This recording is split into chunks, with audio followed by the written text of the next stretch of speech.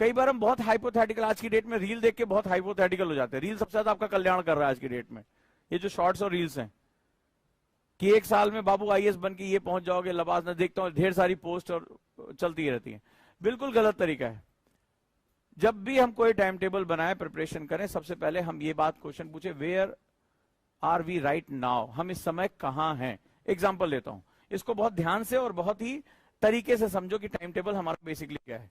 हम अभी कहां, फॉर एग्जाम्पल हम यहां से शुरू करते हैं, हम अभी कहां हैं।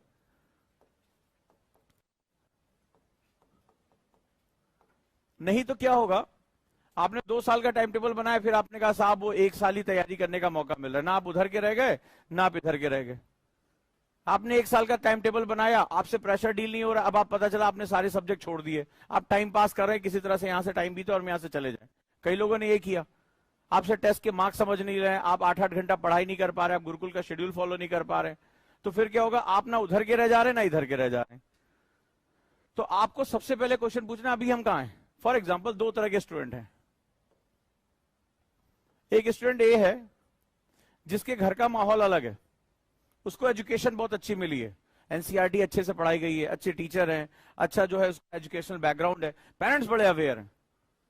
मेरे को फोन आते हैं पेरेंट्स के, हिंदू बचपन से पढ़ा रहे हैं, उसके घर में जो है वो पापा अच्छी खासी गवर्नमेंट पोस्ट पे हैं, और वो क्या उनके घर में कोई ब्यूरोक्रेट है, तो वो लोग पढ़ा रहे हैं अच्छे से, उनको मैपिंग अच्छे से कराई जा रही है, उनको न्यूज़पेपर पढ़ना आता है, उनकी वोकैबुलरी बहुत अच्छी है, करिकुलर एक्टिविटीज बहुत अच्छी, बहुत से स्कूल्स में ऐसा होता है, वो पब्लिक स्पीकिंग कर रहे हैं, वो डिबेट क्लब में जा रहे हैं, उनको एक्सपोजर मिल रहा है।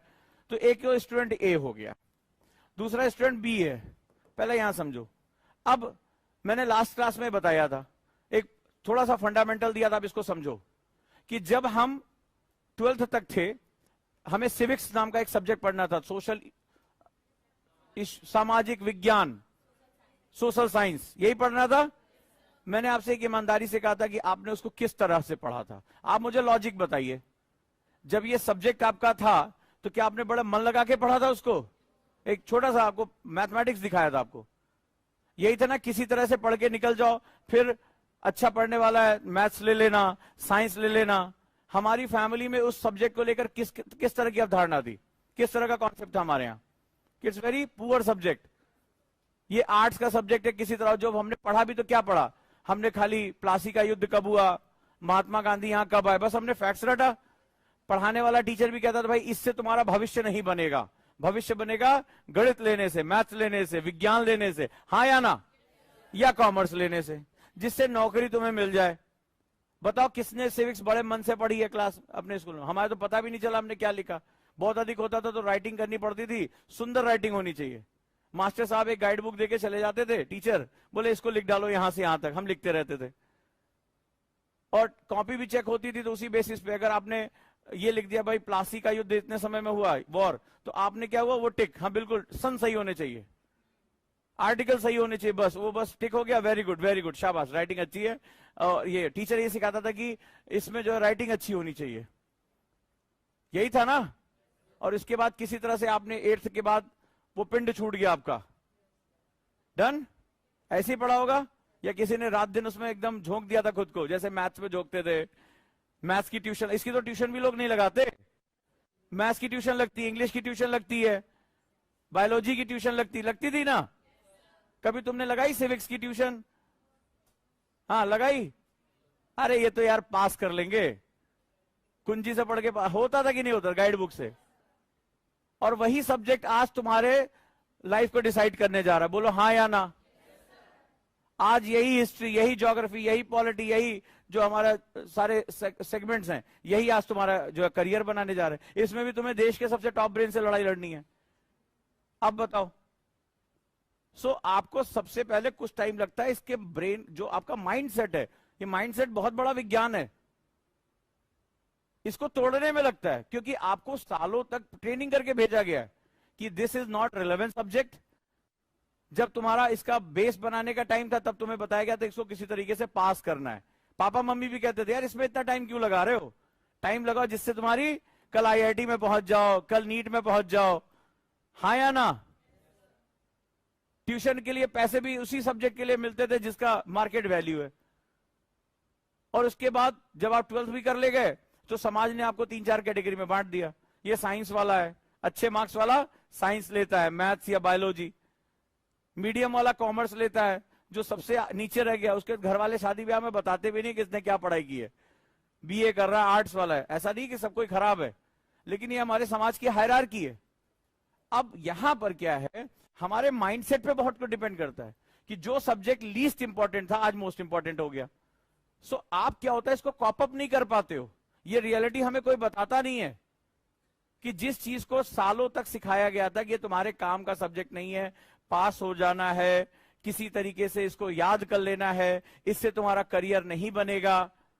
आज यूपीएससी तुमने चुन लिया, वही सबसे इंपॉर्टेंट हो गया। फिर 9th में आने के बाद जिन्होंने साइंस लेना था, मैथ लेना था, कॉमर्स लेना, उन्होंने अपना रास्ता पकड़ लिया। फिर वो आपका, अरे यार छुट्टी मिली यार, ये अकबर बीरबल मेरी समझ में नहीं आता, ऐसे बात करते थे यार, बहुत रटना पड़ता था। तो आपने 9th के उसको छोड़ दिया। अब सालों बाद ये फिर वापस आया है। अब आप इसको कॉप अप नहीं कर पा रहे हो, क्योंकि जैसे आप इसको टच कर रहे हो, यहां पे भी आप क्या करते हो, क्यों आप 360 की क्लास में फंस रहे हो? क्योंकि जब टीचर आपको पढ़ा रहा है तो वो पुरानी यादें आपके सामने आ रही है, यार ज्योग्राफी है, इसमें मुझे फैक्ट्स रटने हैं। क्यों हमसे स्टूडेंट कहता है कि सर हमें फैक्ट्स लिखाइए, तो मैं इसमें सोचता था कि जब ये जानता, अगर इसने 4 साल के भी पेपर उठा के देख लेगा, इसको समझ में आएगा सब एनालिटिकल क्वेश्चन आ रहे हैं, तो ये फैक्ट फैक्ट क्यों चिल्लाता है? क्यों ये जो ऐसी बुक्स उठाता है जिसमें फैक्ट ज्यादा लिखे होते हैं, क्यों इससे जब एनालिसिस करो तो इसको नींद आने लगती है?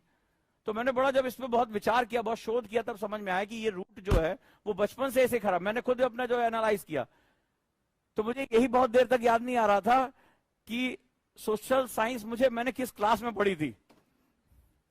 मुझे बस इतना याद आ रहा था कि एक बार बड़ी मार पड़ी थी राइटिंग ठीक करने के लिए, और हमारे जो प्रिंसिपल थे वो वही पढ़ाते थे, वो ऐसे लेके चले जाते, ये किताब यहां से यहां तक लिख डालो। तो मैं बड़ी देर तक अपनी मेमोरी में याद करने की कोशिश करता रहा कि मैंने पढ़ा कौन कौन सा टॉपिक था, मुझे याद ही नहीं आ रहा है, नहीं याद आ रहा है। तो अब आप ये सोचो, इसी को मैंने कहा था एजुकेशनल पैराडॉक्स। तो जब तक आप इसके लिए खुद को तैयार नहीं करोगे तब तक ये काम नहीं होगा। इसीलिए मैंने कहा कि अपनी वास्तविकता को समझो। इसीलिए आप जब कोई भी सब्जेक्ट आता है, वो पुरानी यादें आपकी निकल आती हैं कि भाई ये ज्योग्राफी है, इसको रटना है, हिस्ट्री है, इसको रटना है, पॉलिटी इसको रटना है, और आप उसके पीछे लग जाते हो। तो आप जैसे ही मैं कहता हूं कि नहीं एनालिसिस करनी है, प्रेजेंट से जोड़ना है, उसी समय आपको घबराहट शुरू हो जाती है। यही कारण है कि आपका पढ़ा हुआ सब्जेक्ट 360 डिग्री में आपकी ऐसी तैसी कर रहा है। मैं नहीं कर रहा हूं, आप खुद कर रहे हैं कि मैंने पढ़ा फिर भी मुझे नहीं आ रहा है। उसका सबसे बड़ा कारण है कि पढ़ते समय आपकी वो जो 6th 7th 8th क्लास की मेमोरी थी, वो आपकी मेमोरी डीप रूटेड है। वो सालों, 3 साल बताइए, 4 साल आपकी प्रैक्टिस ऐसे हुई है, मैं अचानक से कहां 1 महीने में उसको बदल दूंगा। 4 साल आपने इस तरह से निकाले हैं, या शायद 5 साल निकाले हैं इसी तरह से पढ़ के। तो अब वो चीज है कि ये 2 स्टूडेंट के बीच का अंतर समझिए।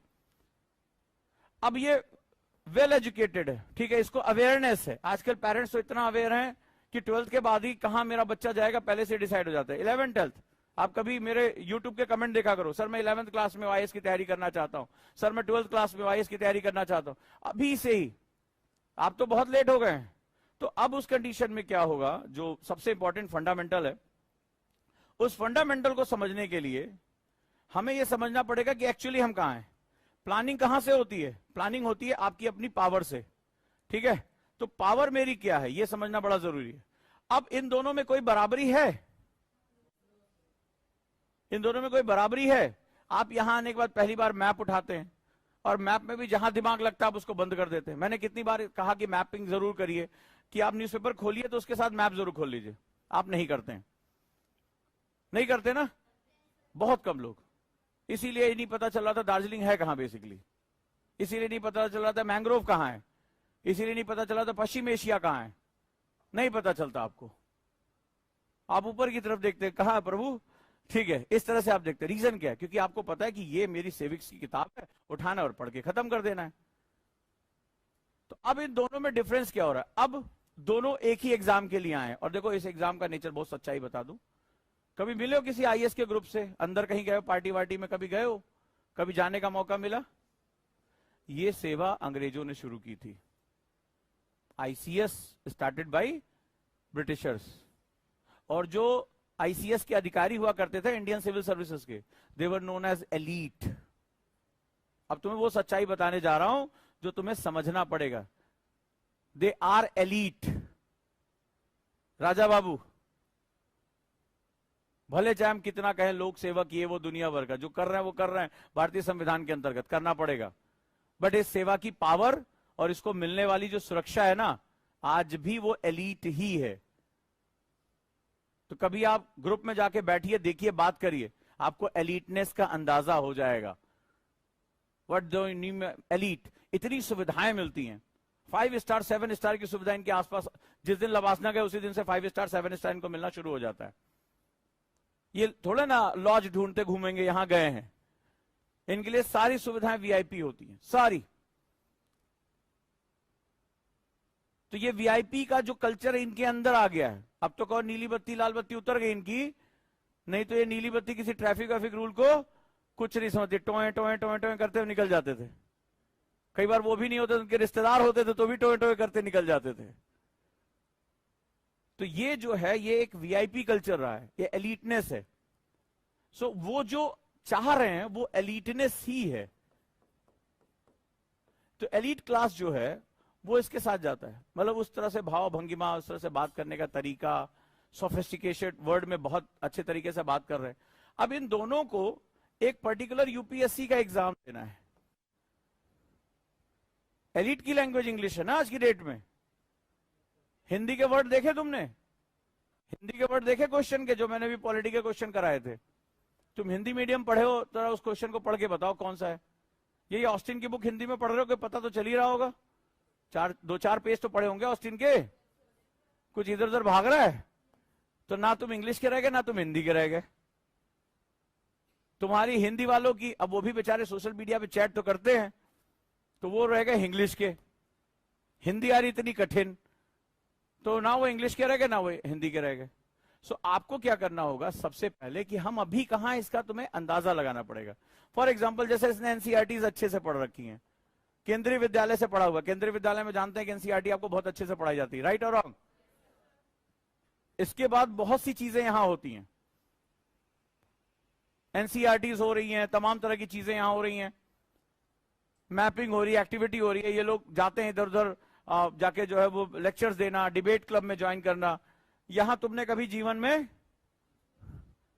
और कम से कम सोशल साइंस के सब्जेक्ट तुमने कुंजी से ही पढ़े हैं, और पढ़ते समय तुम्हें यह भी नहीं पता था कि मैं क्या पढ़ रहा हूं या क्यों पढ़ रहा हूं, बस पास हो जाना है, और वो भी एग्जाम के 1 हफ्ता पहले।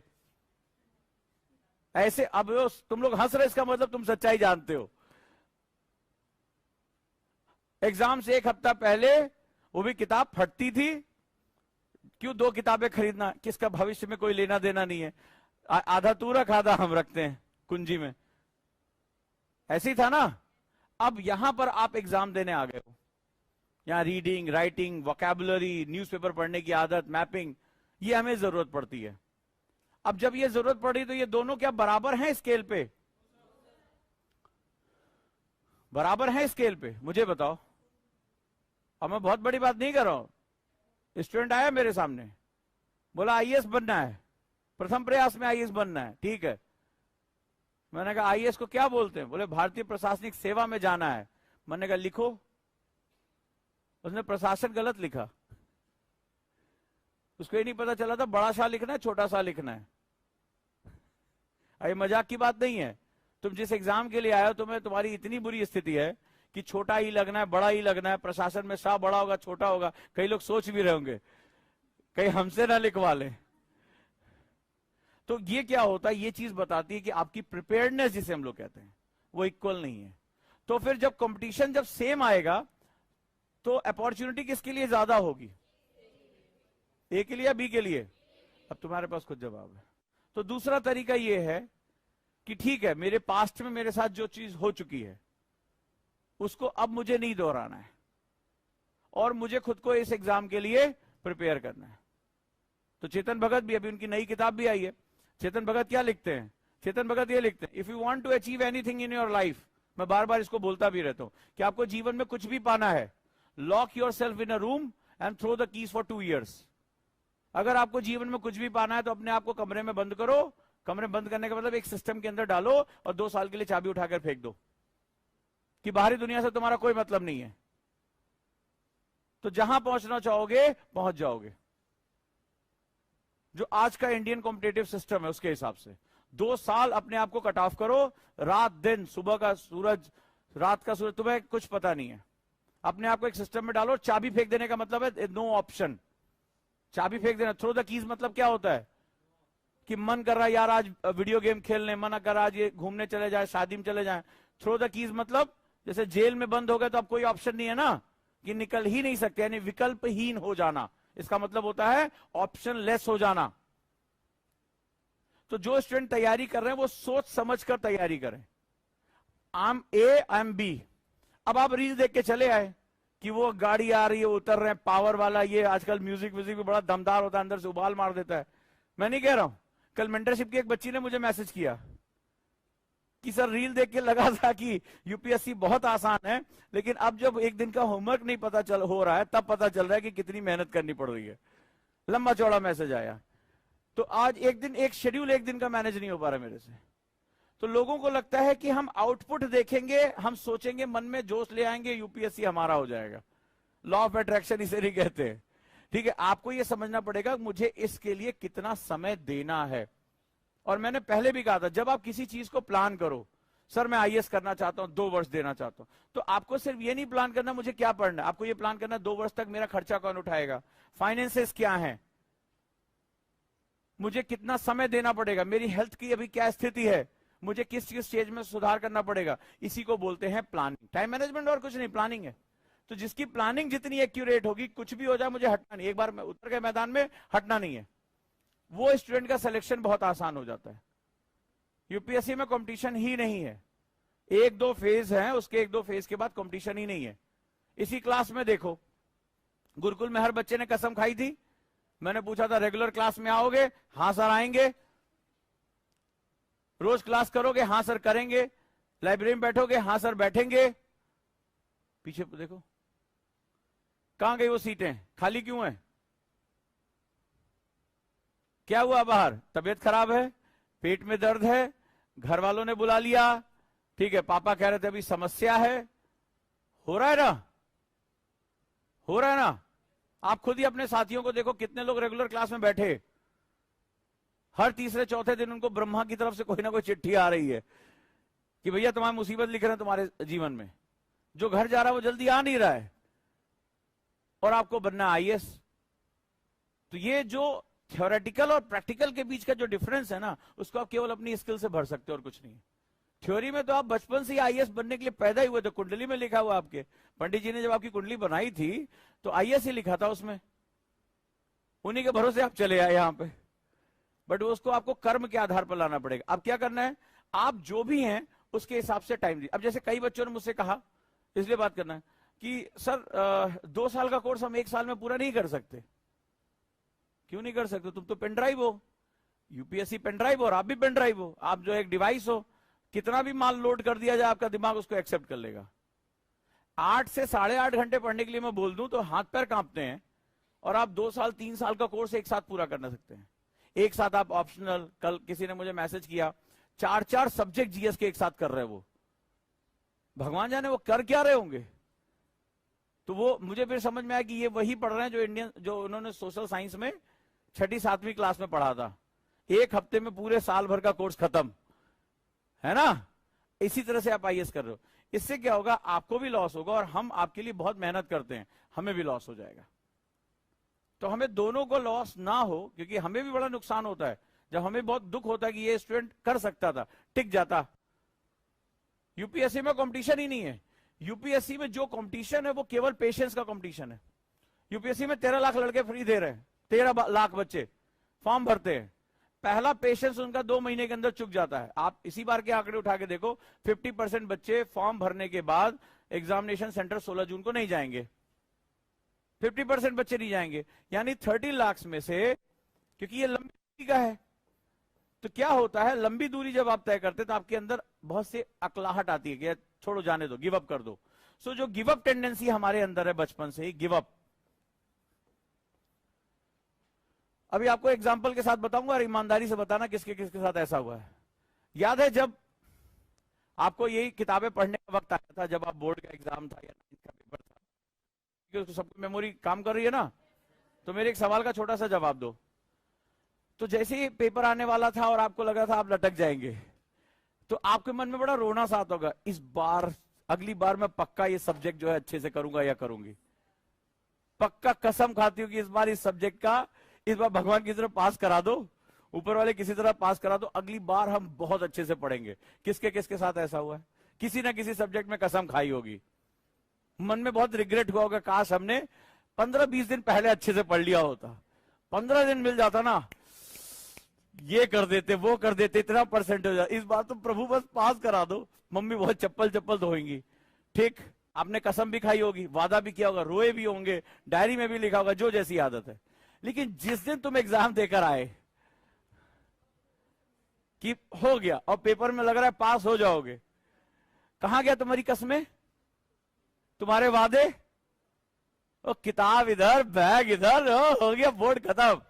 15 दिन घर में बोला गया, अरे भाई आगे, अरे अब कोई तैयारी नहीं, अब सिर्फ रेस्ट होगा, टीवी होगी, वीडियो गेम होगा, निकालो मम्मी सब वीडियो गेम, आइसक्रीम, कॉमिक्स। हमारे समय में कॉमिक्स हमारे लिए जुनून था। फिर वो जो तुमने वादे किए थे वो तुम्हें फिर अगले बोर्ड में याद आएंगे, काश हमने पढ़ लिया होता। तो ये जो है ये कॉन्टिन्यूअस चलने वाला प्रोसेस है। यहां पर भी वही चीज होती है, गिव अप कर देना। तो होता क्या है, 3-4 महीने के अंदर 50% बच्चे लटक जाए, खत्म, नहीं देंगे इस साल प्लीज। फिर अगर आप इसमें टिके रहे और अपनी काम करते रहे, लास्ट में मैंने कहा ना, यूपीएससी केवल 50,000 बच्चों की लड़ाई है, केवल, इससे ज्यादा है ही नहीं है। जो बहुत सीरियस स्टूडेंट बचते हैं, जिनके लिए यूपीएससी डू और डाई है, वो केवल 50-60 हजार बच्चे होते हैं, इससे ज्यादा नहीं होता। लेकिन ये बहुत टाइम टेकिंग प्रोसेस है। फॉर एग्जाम्पल तुम्हें बता रहा हूं, तुम अपने दोस्तों के बीच में जानते होंगे कि फर्स्ट अटेम्प्ट देने से पहले कई लोगों का बैग पैक हो गया, हाँ या ना? जो आपके हॉस्टल में थे, जो आपके साथ थे, कि अभी प्रीलिम्स का चेहरा भी नहीं देखा, कसमें खा के आए थे, जोश में थे, जुनून में थे, कोई लड़कर आया था, कोई कुछ करके आया था, और कई लोगों का बैग पैक हो गया। कई लोगों का प्रीलिम्स के बाद बैग पैक हो जाएगा, वो चले जाएंगे। तो आप इनकी लिस्ट बनाओ, तो आप देखोगे आपके साथ बहुत ज्यादा लोग रुक नहीं रहे। अगर आप इस एग्जाम में रुके रह गए, टिके रह गए, अंगद का पैर जमा के, तो एग्जाम आपका है, बड़े आराम से सिलेक्शन आपका होगा, बड़े आराम से। जिनका सिलेक्शन होता है कोई वो अद्वितीय लोग नहीं होते, बड़े सिंपल से लोग होते हैं, बट वो टिके रहते हैं। और एक बार हो गया तो मैंने उस दिन लाइन कही थी ना कि दुनिया ताने इंसान को मारती, आईएएस को नहीं मारती है। दुनिया हंसी उड़ाएगी इंसानों की, आईएएस की हंसी नहीं उड़ाई जाती है। आईएएस आपको उड़ा के रख देगा। तो जिस दिन तुम्हारे नाम के साथ आईएएस या आईपीएस लग गया, उस दिन तुम्हारी हंसी मजाक उड़ाने की हिम्मत किसी, जब तक तुम इंसान हो तभी तक तुम्हारी हंसी उड़ाई जा रही है। सो ये फिलॉसफी आपको समझनी पड़ेगी। आप 3 अटेम्प्ट बाद, 4 अटेम्प्ट बाद आईएएस बन गए तो उनकी कहानियां अचानक से बदल जाएगी। आपको गोद में जब उठाया था उन्होंने, तभी भविष्यवाणी कर दी थी कि ये बहुत टैलेंटेड है। तो आपको टिके रहना पड़ेगा, बस ये याद रखिए। और मैंने देखा है कि ज्यादातर टैलेंट इसी वजह से बेकार हो जाते हैं कि वो उतना पेशेंस कैलकुलेट करके नहीं आते हैं। या तो वो अपनी वजह से नहीं आते, उनकी परिस्थितियां अच्छी नहीं होती हैं। ये एक स्टूडेंट है मेरे, 6ठी बार में आईएएस बने। तो हुआ क्या, उससे पहले 2 उन्होंने इंटरव्यू दिए, नहीं हुआ। तो अब लास्ट अटेम्प्ट बचा था, 6th अटेम्प्ट। घर में पैसे की कमी, पिताजी 3री क्लास तक पढ़े थे, घर में खपरेल का मकान। तो उन्होंने कहा कि मैं गिव अप करना चाहता हूं, अब मेरे बस का नहीं रह गया। उसी एक कमरे में बैठे बैठे सालों से मन उब रहा है, शायद मेरे भाग्य में नहीं है कि मैं अब आईएएस नहीं बन सकता। तो उनके पिता ने कहा अभी अटेम्प्ट बचा? बोले हाँ बचा, अभी ज्यादा पढ़े लिखे तो थे नहीं। बोले कोई बात नहीं, अभी एक खेत है मैं बेच दूंगा, अगर गए हो ना तो जीत के ही वापस आना। एक प्रयास अभी बचा है ना, अभी बहुत कुछ है, एक प्रयास ढंग से दो, हो सकता है यही तुम्हारा प्रयास हो। हालांकि एकेडमिकली बहुत अच्छे नहीं थे, 12वीं में वो फेल हो गए थे, और आज वो आईएएस हैं।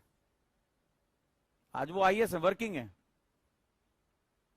और अब कोई भी पलट के नहीं उनसे पूछता कि बाबू कितना साल तुमने लिया, बाबू क्या हो गया, मकान घर की स्थिति अच्छी नहीं थी। Nobody is asking. बढ़िया मकान बनवा रहे हैं, फैमिली बढ़िया शिफ्ट हो रही, विला, मकान नहीं विला कहते हैं उसको, शिफ्ट हो रही है फैमिली वहां पे बढ़िया। फोटो वोटो में से शेयर की, देखिए ये किचन इतना बड़ा है, मॉड्यूलर किचन, अब क्या चाहिए।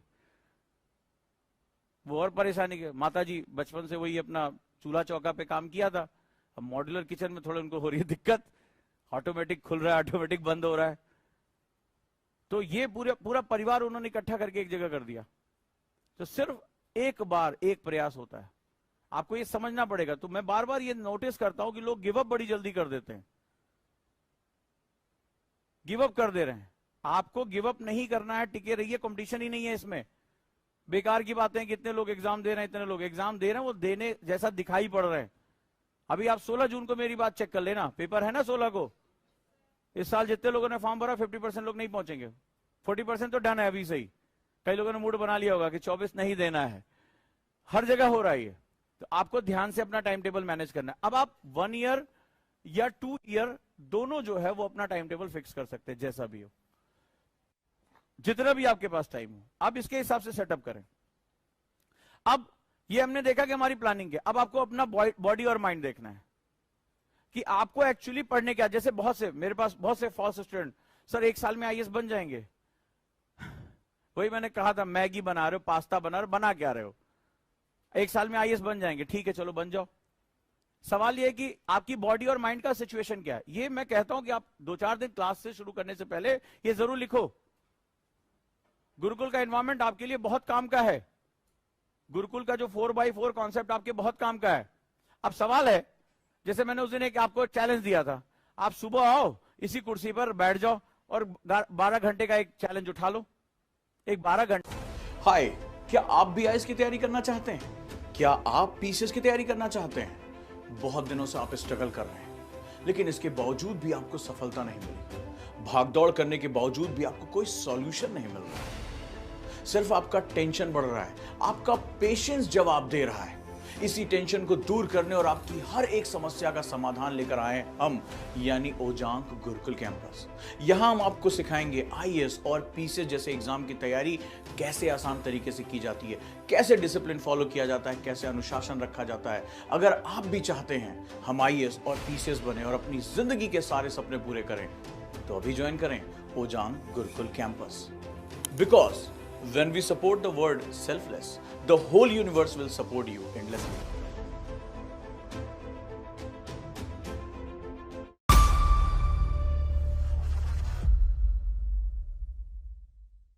सभी के लिए 12 घंटे का चैलेंज उठा लो और देखो 12 घंटे तुम यहां बैठ पा रहे हो कि नहीं बैठ पा रहे हो।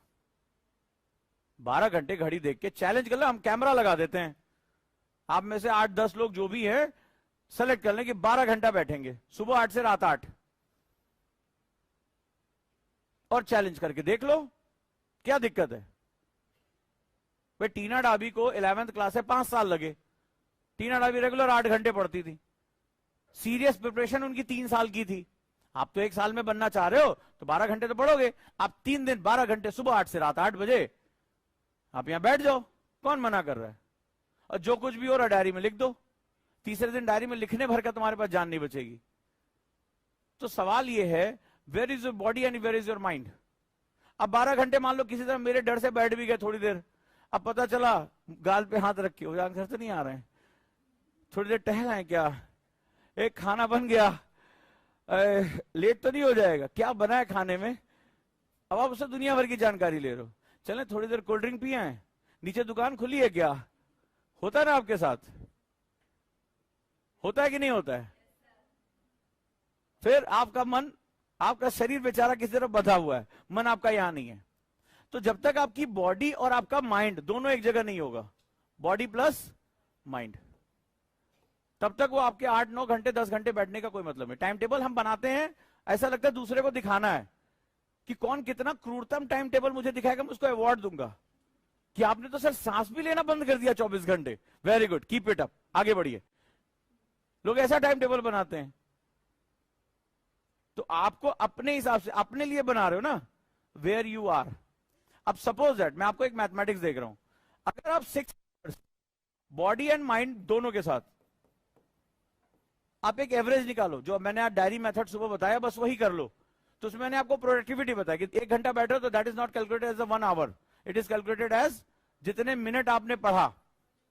और 1 हफ्ते के अंदर आपकी बॉडी माइंड पता चल जाएगा, 1 हफ्ते के अंदर, कि आप बेसिकली 6 आवर पढ़ रहे हो, 7 आवर पढ़ रहे हो, 5 आवर पढ़ रहे हो, रेगुलर पढ़ रहे हो। रेगुलर भी बहुत जरूरी। मान लो आपने एक 36 आवर का जो है टारगेट रखा पूरे हफ्ते भर में, 2 दिन आपने ड्रॉप कर दिया, मतलब आपने पढ़ा ही नहीं, कभी बीमार पड़ गए, कभी कुछ, एक तो बीमार पड़ना बड़ा शौक हो रखा है, तो आपके 6-6 12 घंटे निकल गए। 12 घंटे कैसे पूरा करोगे? तो where you are it is very important, जो भी आप टाइम टेबल बनाओ। अब मुझे पता है कि एवरेज अगर मैं 8 आवर्स पढ़ता हूं या 9 आवर्स पढ़ता हूं तो भी मिनिमम 1 साल मुझे लगेगा। इतना बड़ा कोर्स है, आपको अंदाजा हो गया होगा कि सिर्फ पढ़ना नहीं है, ऑब्जेक्टिव क्वेश्चन लगाने, सब्जेक्टिव क्वेश्चन लगाने, रिवीजन भी करना है, ऑप्शनल भी करना है, एस्से भी करना है। तो अब मुझे एक्चुअल में कितना टाइम लगेगा? ये कर लोगे तो आप अपना पैसा भी बचा लोगे और टाइम भी बचा लोगे। मैं आपका पैसा बचा रहा हूं, क्योंकि 1 साल गलत तैयारी में स्ट्रगल करने में बीत गया, पता चला 1 साल बाद लग रहा है भाई साहब आईएएस हमसे नहीं होगा, अपना पैसा भी बर्बाद किया और टाइम भी बर्बाद किया। तो आपको क्या करना है? टाइम टेबल अपना फिक्स करके चलना है। अब हम क्या करते हैं यहां पे, चलो 4x4 कर लेते हैं। मैंने कहा टाइम बनाओ तो 4x4 का टाइम टेबल बनेगा। जितने भी गुरुकुल के स्टूडेंट हैं इस बात को बहुत ध्यान से समझ ले, 4x4 का टाइम टेबल ही उनका बनेगा। राइट? 4x4 में क्या है? हमारी एकेडमिक्स, इसको रख लियो। एकेडमिक्स में 2 part, GS and optional, both. GS plus optional plus news.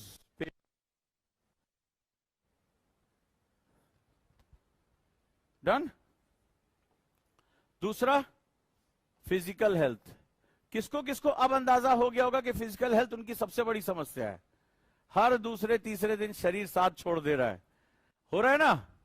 और जब छोड़ दे रहा है तो उसके बाद वापस लौटना और बड़ा मुश्किल काम हो रहा है। कई लोग तो लौटे ही नहीं। फिजिकल हेल्थ, ये टाइम टेबल है। मेंटल हेल्थ, सब परेशान है लेकिन परेशान की तरह घूम रहे हैं, सर होगा कि नहीं होगा, डर लग रहा है, पसीना आ रहा है। मेंटल हेल्थ, फोकस नहीं हो पा रहा है, ध्यान नहीं लग रहा है, किसी ने कुछ बोल दिया तो अपना रोने बैठ गए। अरे बोल दिया, अपने आप को अंदर से स्ट्रांग बनाओ। और स्पिरिचुअल, स्पिरिचुअल के बारे में मैंने तुमसे इससे पहले भी डिस्कस किया था। जैसे अब देखिए, कल हमारे स्टूडेंट हैं, किन्होंने कल पौधा लगाया था? एक बार ताली हो जाए। कहा तो पूरी क्लास के लिए था। कल मैंने बोला था ना कि एक संडे अगर हमने एक पौधा लगा दिया मान लो, तो वो भी हमारी अचीवमेंट है। हमने नेचर को क्या दिया? स्पिरिचुअलिटी इज ऑल अबाउट कि आंख बंद करके ओम ओम चिल्लाना नहीं है। स्पिरिचुअलिटी इज अबाउट अपने पर्पस को जानना होता है, बहुत बड़ी चीज होती है। कल इन्होंने पौधा लगाया कि सबको क्लास में बोला था, लेकिन रिजिडिटी थी ना, संडे था सबके लिए, इन्होंने पौधा ले आके लगा दिया।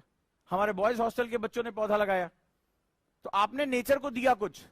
देखो आज ये देखो कुछ आया हुआ है ना, पढ़ो इसको। पहली लाइन क्या लिखी हुई है? Right against diverse effect of climate change, part of right to life equality.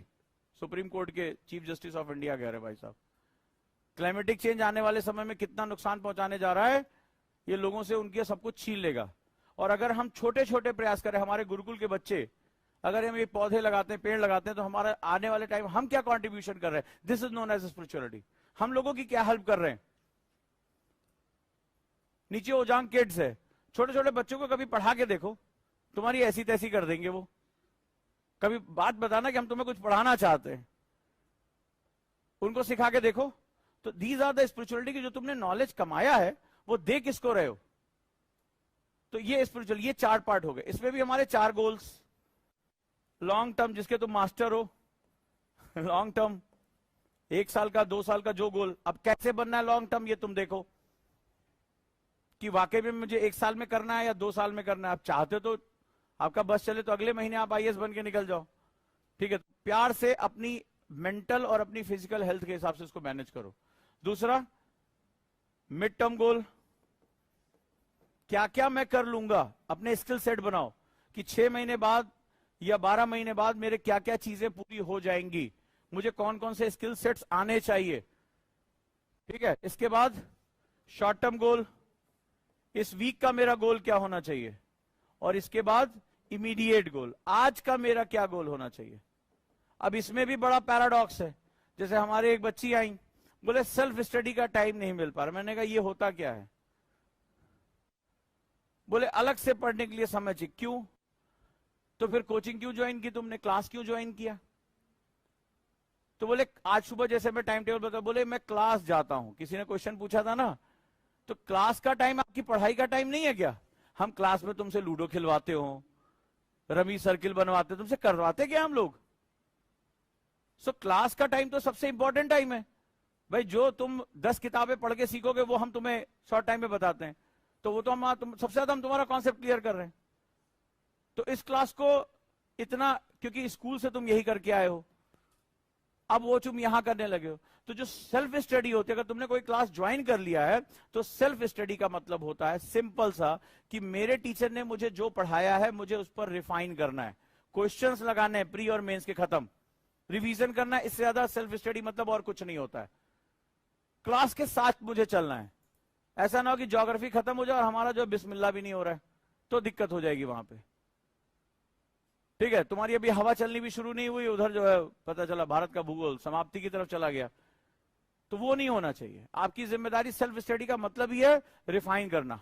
तभी तो आपने एक कॉस्ट लगाई है यहाँ पे आने के लिए, तो उसका महत्व तो समझो। और जब क्लास में बैठो तो पूरी ताकत से लिखते रहो जो कुछ भी बताया जा रहा है।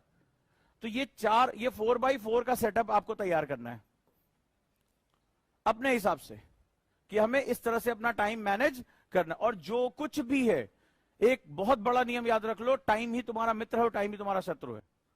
दोनों कुछ यही है। और टाइम मैनेजमेंट का एक ही प्रिंसिपल मैंने अभी जीवन में जाना, और वो है टाइम का डॉक्यूमेंटेशन करना। टाइम का डॉक्यूमेंटेशन अगर आपने कर लिया तो टाइम आपका। अब जो मंत्र मैं बताने जा रहा हूं, जो सुबह बताया था, फिर से कह रहा हूं, एक डायरी पुरानी सी खरीद लाओ यार, रद्दी के यहां से खरीद लाओ। कोई जरूरी नहीं कि 2024 की डायरी हो, सस्ती सी 10-15 रुपए की खरीद लाओ। एक पेज डेली मुझे दे दो बस, उसमें जो कुछ भी कर्म कुकर्म कर रहे हो उसमें लिख दो बस, और अपना प्रोडक्टिविटी निकाल लो। मैं तुम्हें बता दूंगा तुम्हें क्या, कहां, किस चीज की जरूरत है। छोटा सा सुबह बताया था, डेट डालो आज की, उसमें मान लो एक पेज सिंपल सी पुरानी सी कोई डायरी उठा लो। पिताजी वो नहीं LIC मिलती रहती है, गिफ्ट विफ्ट पुरानी घर में पड़ी रहती है, वही उठा लो, कोई दिक्कत नहीं, अपने हिसाब से डेट डाल लो। सिंपल मैंने बताया था, अपने हिसाब से एक टाइम टेबल बनाओ।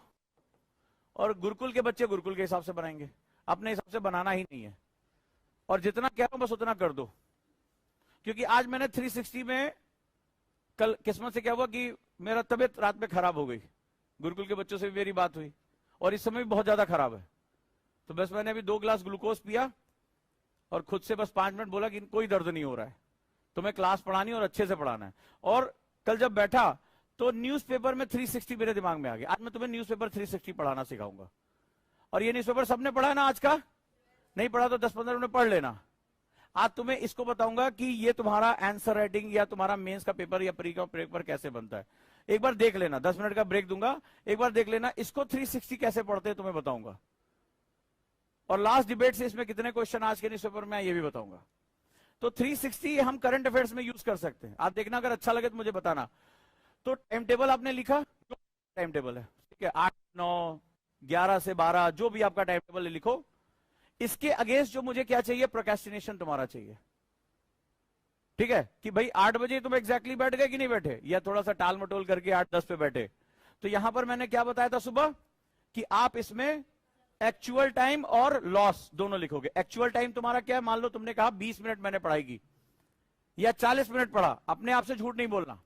तो एक तुम्हारा था टारगेट, टारगेट था कितना, 1 आवर इस शेड्यूल में। आपने पढ़ा कितना, 40 मिनट्स। लॉस कितना हुआ, 20 मिनट्स। ये आपको बनाना है, ये सारे सेटअप में करते जाना है। क्लियर?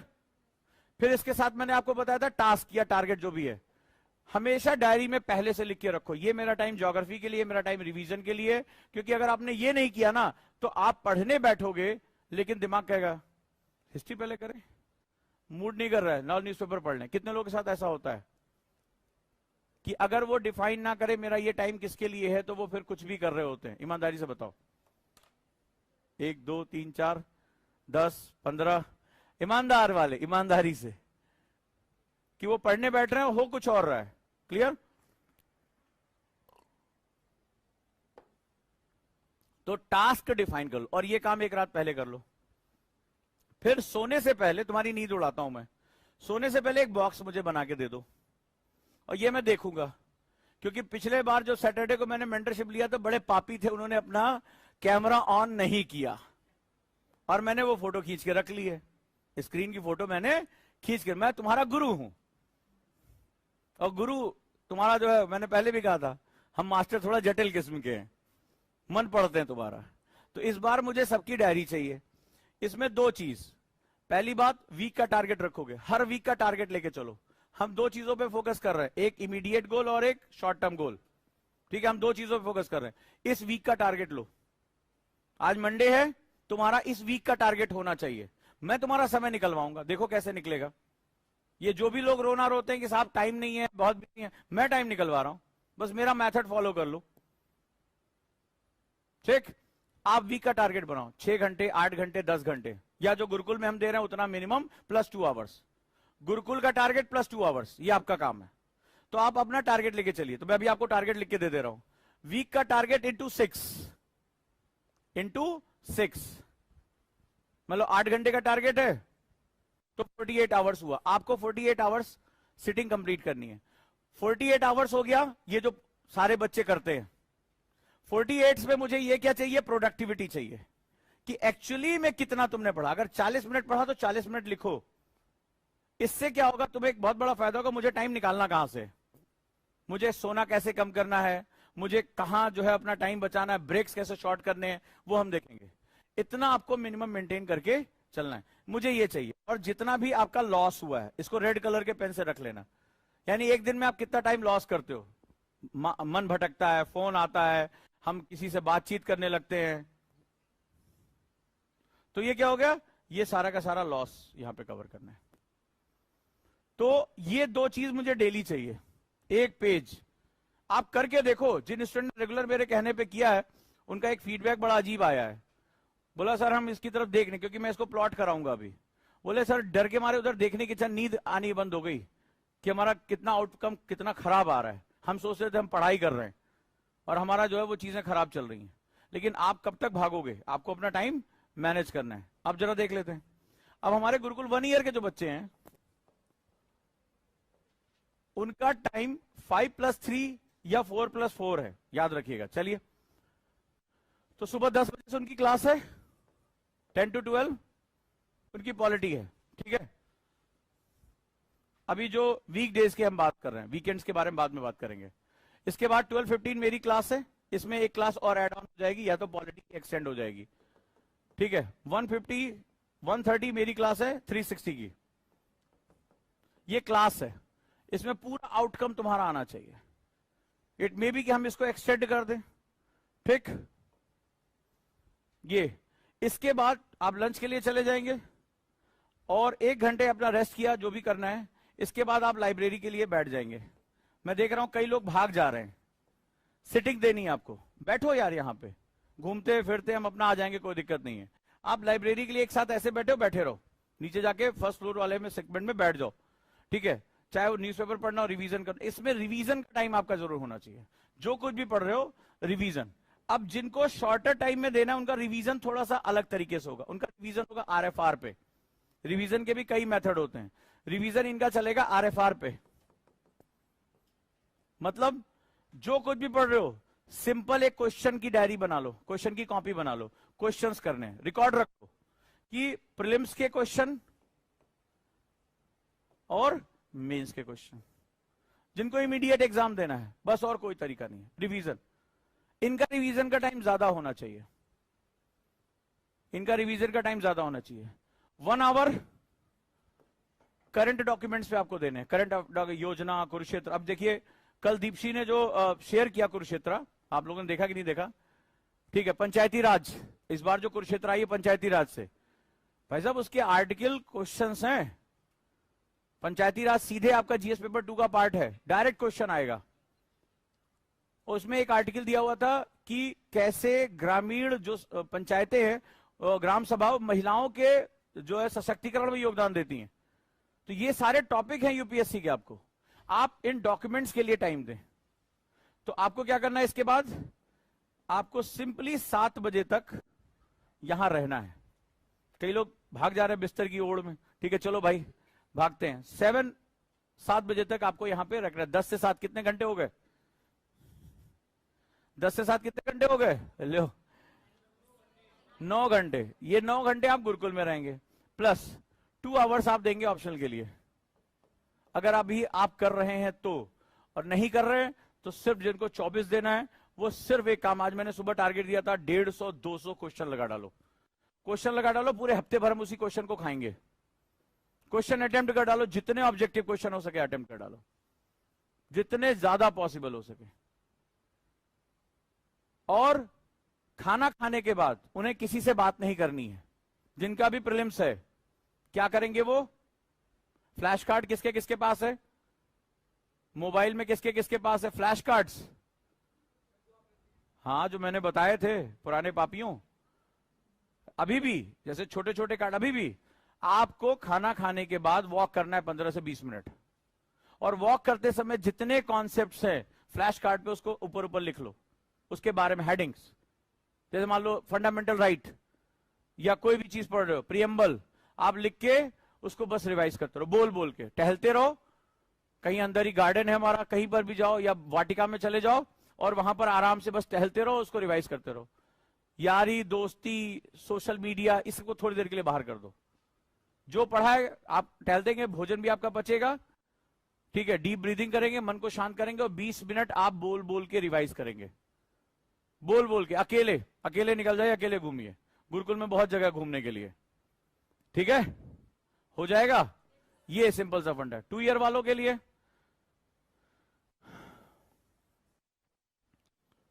ये मॉर्निंग में लाइब्रेरी में बैठ जाएंगे, बड़े आराम से घूमते रहते ये भी, क्योंकि मॉर्निंग लाइब्रेरी शुरू हो जाएगी। कैंपस में 8 घंटे रहेंगे वो, ठीक है, कैंपस में वो 8 घंटे रहेंगे। मेरी 360 से उनकी क्लास शुरू होगी और शाम तक उनकी क्लास जाएगी, ठीक है, 6:30 बजे 7 बजे तक वो क्लास जाएगी। तो ये आपको मॉर्निंग में लाइब्रेरी का सेशन है और इवनिंग में ये। जिनका इमीडिएट है वो मॉर्निंग में क्लास करेंगे और शाम को लाइब्रेरी करेंगे। डन है? तो गुरुकुल इसीलिए आपको अब खींचेगा 8 से 9 घंटे। लेकिन ये डिसिप्लिन मैंने पहले भी कहा था कि अब आप थोड़े से बड़े हो गए हो शारीरिक रूप से, तो हम बहुत ज्यादा कुटाई पिटाई करने में थोड़ा सा हमें आनंद तो आएगा, आपको नहीं आएगा।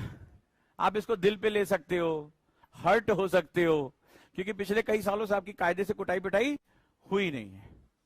तो आप डिसिप्लिन के लिए स्वयं से आगे आओ, क्योंकि ये सारा जो हो रहा है वो किसके लिए हो रहा है? थोड़ी देर के लिए समझो किसके लिए हो रहा है। और अगर तुम सब कुछ खुद के लिए प्लान कर सकते थे तो यहां आए क्यों? एक सवाल है। और यहां अगर तुमने गलती की तो आदमी गलत डिसीजन ले रहा है, वो अपनी गलती पे पश्चाताप क्यों नहीं कर रहा है? दोनों चीजें। और अगर यहां आ गए हो तो यही के हिसाब से चलो ना। हम सेल्फ स्टडी करेंगे, हमें अपने रूम में स्टडी करने, हमें पता है तुम्हारी रूम में कौन सी स्टडी होती है, ठीक है। कैसे आप दीवार के सहारे पीठ लगा के बैठते हो, धीरे धीरे धीरे धीरे कब आपके खर्राटे जो है कमरे में गूंज रहे होते हैं, है ना। कितनी देर चकल्लस चलती है, बैठके होती हैं, वो सब नहीं करना है। बॉडी को आदत डालो। तो ये टाइम टेबल सबके लिए समझ में आ गया। तो 2 ईयर वाले भी सुबह आ जाएंगे लाइब्रेरी में और उनका फर्स्ट हाफ में लंच के बाद उनकी क्लास शुरू हो जाएगी। क्लियर? और आप लोगों का आप क्लास करेंगे और फिर यहां से जाएंगे नहीं। बस एक चैलेंज दे रहा हूं, 12 घंटे बैठ तो जाओ एक दिन, पता चल जाएगा। इतना पढ़ना पड़ेगा तुम्हें एक साल। 12 घंटे तुम्हें रेगुलर पढ़ना चाहिए, 6 दिन कम से कम मिनिमम। अब तुम देख लो कितने दिन लोग बैठ सकते, कितने लोग बैठेंगे 12 घंटे चैलेंज में। हम वीडियो लगवा दें? हमारे एक बड़े मेधावी छात्र ने कहा कि सर मैं 75 डेज का चैलेंज ले रहा हूं गुरुकुल में। तो मैं सोच रहा हूं 3 चैलेंज कर देते हैं गुरुकुल में। एक 75 डेज स्टडी चैलेंज, एक हमारे स्टूडेंट बहुत अच्छा योग करते हैं, सूर्य नमस्कार चैलेंज इनका कर देते हैं। 75 डेज में आप कितना सूर्य नमस्कार कर सकते हैं। और एक मेडिटेशन का चैलेंज शुरू कर देते हैं, स्पिरिचुअल एंड मेंटल हेल्थ को लेके, ठीक है, तो ग्रुप बना देते हैं, कौन कौन चैलेंज अपना डील करेगा। रेडी? तो 12 घंटा बैठे गुरुकुल में, आ जाएं सुबह किसी दिन 8 बजे आ जाएं, और रात में 8 बजे तक। पक्का? देख लो, एक पेपर पे साइन कर दो और घर वालों को बता दो कि जो भी कुछ होगा उसके जिम्मेदार हम स्वयं हैं। 12 घंटा चैलेंज लोगे? रेडी? तो चलो, कब से शुरू करें? मंदिर मस्जिद जहां जहां जाना है चले जाओ। देखो कुछ लोग सोच रहे हैं ईद के बाद रखिए जरा, है ना, वो देखो मैं मन पढ़ता हूं भाई। हाँ, क्या हुआ? कब से? कब से? अब कोई जवाब ही नहीं दे रहा। रुद्र, कब से? हैं? क्यों? 12 घंटे पढ़ोगे तो पढ़ाई से दूर थोड़े न हो जाओगे। 12 घंटे नहीं पढ़ा जाएगा, फिर इतना ज्ञान क्यों? भाई जिनका 24 में एग्जाम है, जिनको जून में एग्जाम देना है, उनके लिए तो ये 12 घंटा कम है। उनकी आंखें इस समय सूजी होती हैं, वो 4-5 घंटे ज्यादा सो ही नहीं पाते हैं। उन्हें नहाना इस समय जो है सीरियस स्टूडेंट, उसका चेहरा ही अलग होता है इस समय। ये जो तुम बाल में एकदम चमक वमक डाले हो, ये सब होता ही नहीं, वो एकदम पागल से दिखते हैं। दाढ़ी वाड़ी बड़ी होगी, आंखें सूजी होंगी, पजामे में घूम रहे होंगे एकदम। इस समय उनकी बस केवल और केवल पढ़ाई चल रही है, जिनको सीरियस इस समय एग्जाम देना है। और तुम्हें 24 देना, तुम कह रहे हो 12 घंटा नहीं पढ़ा जाएगा। क्या बोला था अभी देखो सामने हो जाएंगे, सब प्रैक्टिकल दिखाते हैं। देखो बताया था ना अभी थोड़ी देर पहले कि ज्यादा लोग एग्जाम, एक कैंडिडेट तो डाउन। कितने लोग 12 घंटे चैलेंज में बैठना चाहोगे? चलो एक पेपर पे साइन करते हैं। पक्का? बैठते सुबह 8 से रात 8। घबराना नहीं है। पहली बात तो पता चल जाएगा कितनी देर फोकस हो, और एक डायरी लेकर जो कुछ भी हो रहा है वो लिखते जाओ। ठीक है? खूब क्वेश्चन लगाएंगे, खूब पढ़ेंगे, रिवीजन करेंगे। 12 घंटा कुर्सी से चिपक जाना है। पक्का? गुरुकुल चैलेंज शुरू, और मैं रिकॉर्डिंग कराऊंगा। पक्का? तो चलो आज अभी एक पेपर फाड़ो, और जो लोग नाम लिखना चाहते हैं स्वेच्छा से अपना नाम लिखें। हैं? अब चेयर क्या करोगे? क्यों? यहां बैठना है 12 घंटा। सुबह 8 बजे यहां से ये खुल जाएगा। आप चाहे तो रुई की गद्दी बनवा लें, ये मैं आपको सुविधा दे रहा हूं। आप एक जो है वो जाके 100-150 रुपए का फॉर्म आता है, आप ले लें। मैं आपको इतनी सुविधा दे सकता हूं। हैं? बस हो गया। आप एक फॉर्म लेके घूमे और अगर आप 12 घंटा बैठेंगे तो आप ऑटोमेटिकली फॉर्म हो जाएंगे। आप ट्राई तो करिए। कितने लोग हैं चैलेंज में? अब देख रहे हाथ कम। पक्का? सुबह 8 से रात 8। पक्का? डन? चलो गुरुकुल के स्टूडेंट इतिहास रचने जा रहे हैं। ठीक है? हैं? हाँ, ब्रेक मिलेगा, ब्रेक, स्ट्रेचिंग। ब्रेक में मैं बताता रहूंगा तुम्हें क्या करना है। आपको कुछ भी हो जाए 12 घंटा इस चेयर पे बैठना है। डन? हाय, क्या आप भी आईएएस की तैयारी करना चाहते हैं? क्या आप पीसीएस की तैयारी करना चाहते हैं? बहुत दिनों से आप स्ट्रगल कर रहे हैं, लेकिन इसके बावजूद भी आपको सफलता नहीं मिली। भागदौड़ करने के बावजूद भी आपको कोई सॉल्यूशन नहीं मिल रहा। सिर्फ आपका टेंशन बढ़ रहा है, आपका पेशेंस जवाब दे रहा है। इसी टेंशन को दूर करने और आपकी हर एक समस्या का समाधान लेकर आए हम, यानी ओजांक गुरुकुल कैंपस। यहां हम आपको सिखाएंगे आईएएस और पीसीएस जैसे एग्जाम की तैयारी कैसे आसान तरीके से की जाती है, कैसे डिसिप्लिन फॉलो किया जाता है, कैसे अनुशासन रखा जाता है। अगर आप भी चाहते हैं हम आईएएस और पीसीएस बने और अपनी जिंदगी के सारे सपने पूरे करें, तो अभी ज्वाइन करें Ojaank Gurukul campus. Because when we support the word selfless, the whole universe will support you endlessly.